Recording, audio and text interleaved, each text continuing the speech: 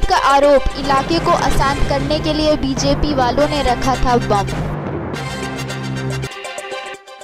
भाटपाड़ा पौरसभा के 17 number ward 3 Sukea mart की झाड़ियों में स्टील के चमचमाती डब्बों में बनाई गई 7 बम बरामद हुई। मौके पर पहुंचे स्थानीय पार्षद मनोज पांडे ने आरोप लगाया कि 2024 के लोकसभा चुनाव को केंद्र कर अशांति फैलाने के लिए बीजेपी वालों ने बम रखा था। बमটা রাখা হয়েছে সামনে লোকসভা ইলেকশন, ঠিক আছে। এইভাবে যেইভাবে এখানে বম রাখা হচ্ছে, এটাকে শান্তিকে একটা অশান্ত করার এখানে চক্রান্ত আবার চেষ্টা করা হচ্ছে। 2019 সালে যেইভাবে এটাকে ঠিক করা হলো ভাটপাড়া, যেইভাবে অশান্তি হয়েছিল, হিন্দু মুসলিম রাইট থেকে আরম্ভ করে সবকিছু হয়েছিল, তো এটাকে আজকে মোটামুটি অনেক রিকভারি করা হয়েছে। রিকভারি না জিরো করা যেতে, কিন্তু আবার দেখছি ইলেকশন এসে আবার দেখছি এখানে বম রেখে একটাকে শান্ত এলাকাকে অশান্ত করার জন্য আবার চেষ্টা।